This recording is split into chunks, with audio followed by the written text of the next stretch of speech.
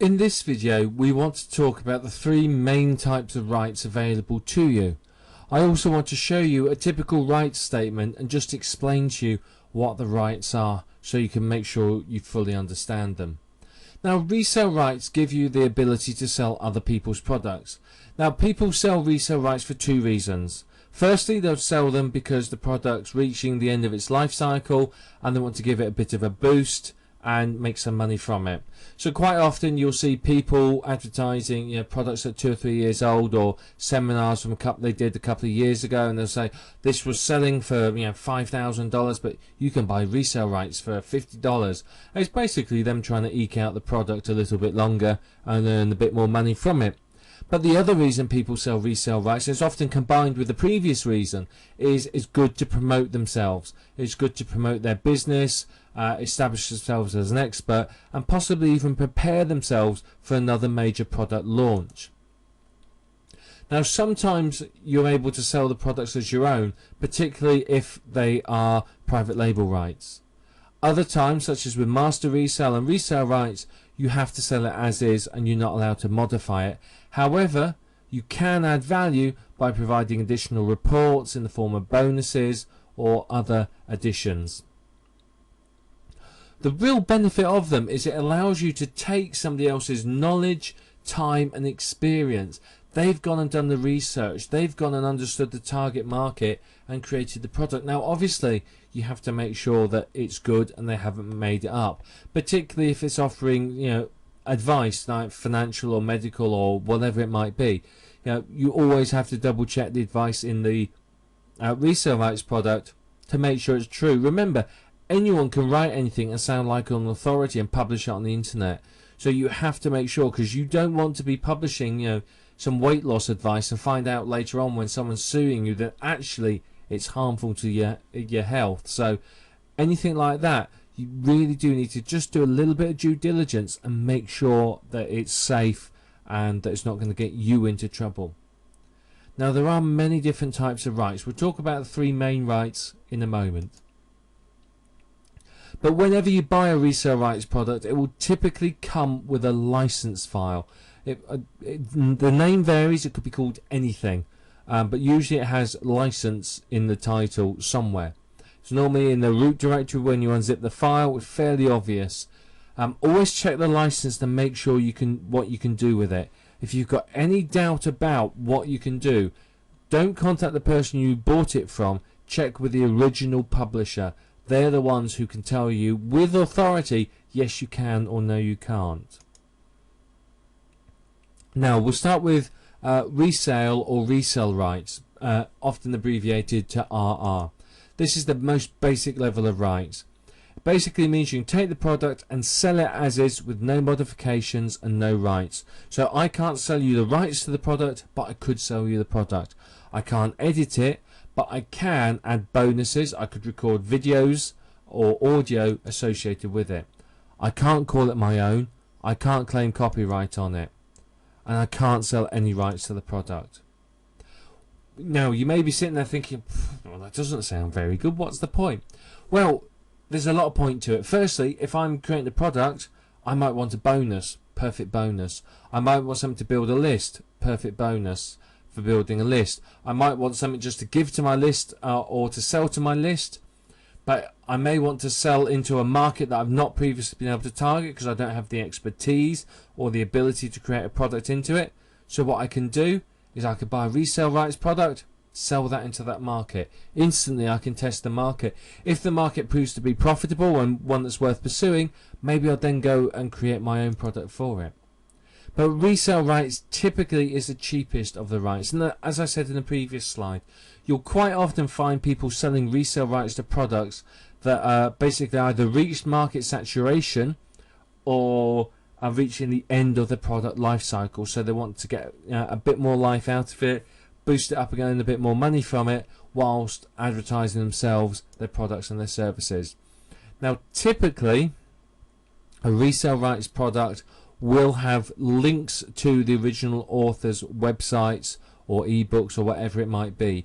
It will be full of their links. I mean, any smart marketer would put those in there. Some people don't, but most people will. So when you're promoting or selling this, bear in mind you are promoting other people's products. Doesn't take away the value from them at all, but just means you need to be aware of that. So it may be that you don't want people to compete. Now, the next one, this is more valuable, is called master resale rights, often known as MRR. In this case, you cannot edit the product or call it your own. You have to sell it as is without being edited. Typically, with master resale and resale rights, you will only get a PDF file. You won't get the source documents. You only get the source documents when you purchase private label rights. With master resale rights, you can sell the resale rights to the product. So I could sell you the rights to sell the product, but I couldn't sell you the rights to sell the rights to the product, if you follow what I mean. You could just sell the product as is. That's perfectly acceptable as well. It depends upon your target market, what you want to do with it. Some markets are not going to be interested in selling products. If I'm selling a weight loss product to someone, they're not going to be interested in selling it on. All they want to do is lose weight.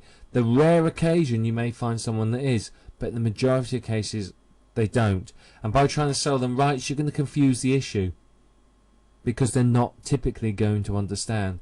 Typically, all these rights are known by internet marketers.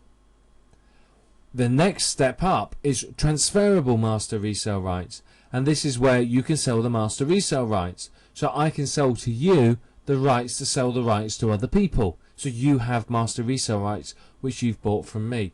Again, this is very, very valuable to you in niches if you want to create viral products. People will buy the products and they'll pass the rights on. Other people will buy them, they'll pass them on. Absolutely fantastic for getting products all over the place. Now, depending upon your target market, owning the rights may well be of value to them. Won't always be, but it may well be. And if it is, then you need to consider whether or not you should sell some rights. Now, the final version is PLR, or private label rights. These are typically the most expensive and probably the most valuable to anybody. It's not unknown for people to pay several $100s for high quality, limited distribution private label rights products. It basically means you can edit the products and call it your own. You can pretty much do anything you want, providing it's in line with the licensing agreement, which we'll look at on the next page. Now, if you can get transferable PLR rights, that means that you can sell the PLR rights to other people. Now, the rights may be that you can sell PLR rights, but they then can't sell them on. So it becomes non-transferable PLR rights when you can sell it. So it may be that you can sell non-transferable PLR rights. It may be that you can sell transferable PLR rights. It depends upon the license. Now, selling the PLR, being able to sell the PLR rights to other people reduces its value. As someone who buys PLR, I'm typically looking for non-transferable PLR rights. The reason being, I don't want everyone to have PLR rights because it means that my product's instantly devalued. If only a handful of people have got it, it basically means that those people can sell the product as is, they can sell master resale rights, but they can't sell PLR rights. So I'm not going to have hundreds of people in the market creating products based on that PLR product I bought. They'll be selling the master resale rights and competing with everyone else that's chasing after the herd, but not competing with me. So non-transferable PLR rights are the most valuable to you. It basically, as I said, it means you can't sell the rights on. Very, very valuable. And buying private label rights allows you to be able to create a unique product in the marketplace very, very quickly. You can take them, you can literally turn them around in half an hour. You change the name, change the website, distribute it. You take a day or two to change the graphics, the sales letter, rewrite the product, add value to it, and you've got a unique product. My personal favorite use for private label rights products is to use them as a starting point for my own products. So I will take a PLR product, I'll typically rewrite the majority of it. I'll change the graphics, I'll change the name, I'll add more content. I may well add videos, audio, additional bonuses, and there you are. I've got a valuable product that is completely unique, and it's taken me a fraction of the time it would normally take me to create them. Now, here's some sample rights. Now you can see here, these are the ones that you are allowed. So you can sell it at any price. Well, price fixing is illegal in pretty much every single country. So, you know, that's irrelevant if you see that. You can sell it whenever you want. They can suggest a price, and it's up to you whether you stick to it or not. But they cannot insist that you sell it at a particular price. Now, yes, you may put a different name on as the author. That means basically you can claim ownership. That's the basic fundamental of private label rights. The next one as well, change, add to, remove content as you wish. Yes, that's, again, you need to be able to do that if it's private label rights. That'll be no for master, resell or resale rights. Yes, may be added to paid membership sites. Again, that's a common one that you see. Some people put no on that because that way it retains value. You see, a lot of people will buy private label rights and other rights and shove it into their membership site to hand out to their members. That's fair enough, you know, can't complain that, that's good on you for it. But, you know, some people will object to that because it devalues their product. So yes, you can convert it into multimedia products and be sold. Well, again, that's fairly irrelevant, that's not a common one, but if it's private label rights, you can do that anyway. I mean, if I'm buying a master resale rights product, I can create videos from it, based on it, and still be allowed to do it, and they can't complain. Yes, you can offer it as a bonus with other paid products. What you may see there is quite often people will put rights on it saying it can't be bundled with 4 or more products or whatever it might be. So quite often you can see odd rights there. So here you see as well, yes, you can sell personal use rights, resale rights and master resale rights. So that's just letting you know that you have full rights to it. Now, the no's.